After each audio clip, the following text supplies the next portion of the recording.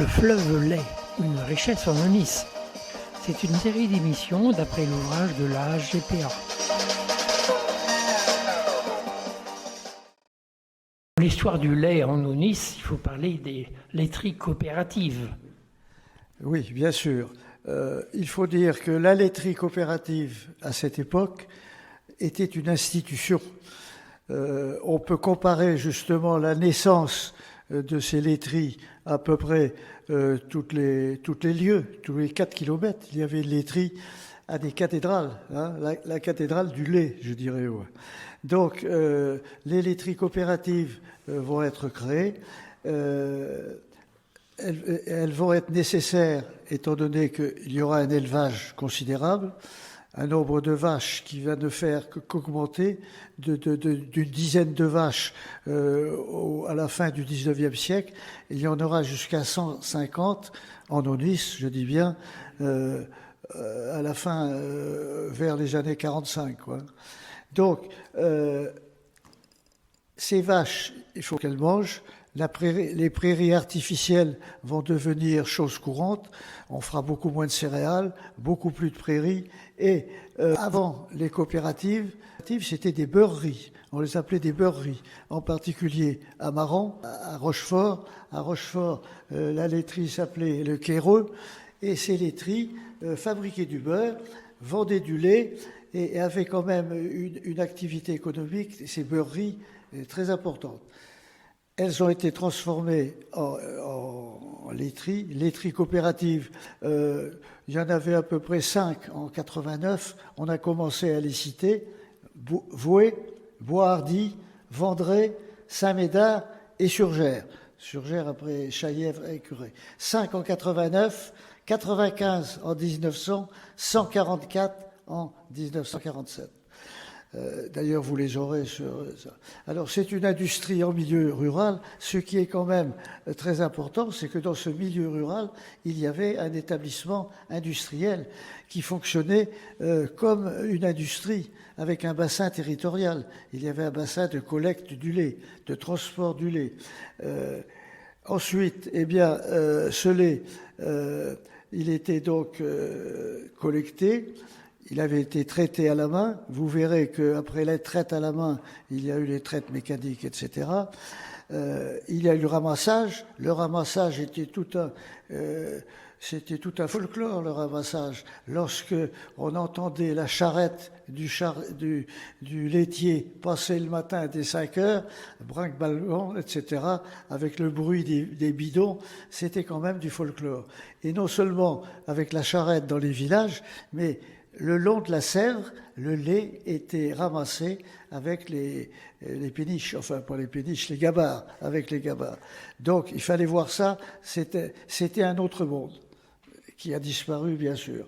Donc, Et la qualité du lait était surveillée, contrôlée. Alors, c'est un fait. Alors, j'en termine sur la laiterie véritable industrie, avec, disons, un conseil d'administration, etc., avec du personnel, avec des bâtiments spécifiques.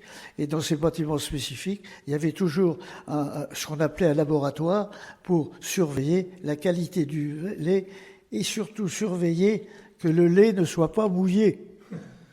Parce qu'il y avait quelques tricheurs. Et effectivement, il y en a qui rajoutaient un peu d'eau, mais ils étaient sévèrement punis et ils étaient mis à la porte.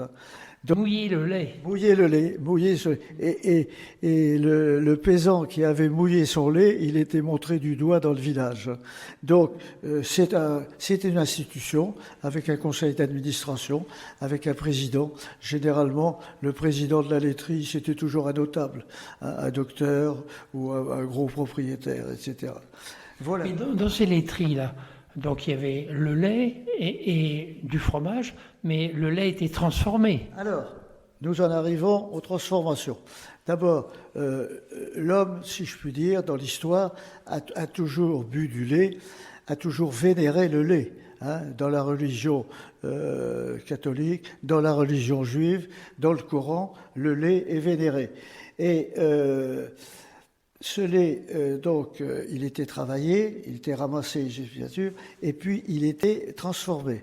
Alors, quand il arrivait à la laiterie, il était mis dans des bacs, bien sûr. La transformation se faisait de plusieurs façons.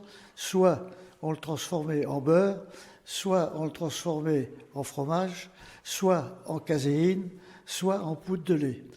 En beurre... En poudre de lait, pourquoi faire un poudre de lait? La poudre, si on a fabriqué de la poudre de lait, c'était parce que le beurre et le fromage étaient devenus moins rentables. Et la poudre de lait se vendait très bien à l'extérieur. Vous trouverez d'ailleurs dans la brochure les appareils pour transformer, pour atomiser certainement le lait. Alors, en beurre, eh bien, il y a quatre opérations. Il y a l'écrémage, il y a la pasteurisation, le barattage et puis le malaxage.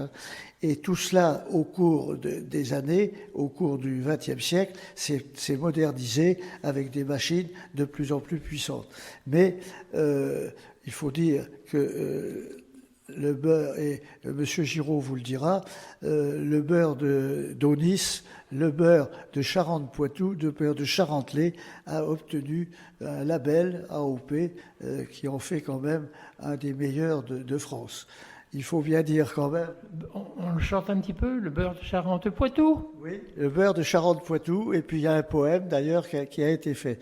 Il faut dire qu'il est très concurrencé, et en particulier dans les grandes métropoles, et en particulier de Paris. Paris a l'avantage d'être beaucoup plus près de la Normandie que de l'Aunis. Donc il y a quand même un problème, puis il y a un problème d'alimentation, étant donné qu'il y a de moins en moins de vaches et qu'il faut étendre de plus en plus les rayons de ramassage. Voilà, donc la dernière laiterie coopérative était Saint-Jean-de-Diversé, c'est pas loin de chez nous, en 2006. Elle a dû fermer ses portes après bien tous les autres. Il ne restait que Chagnac en 2006 et il n'en reste plus qu'une, c'est Charente-Lait à Surgères. Merci beaucoup, M. Luc.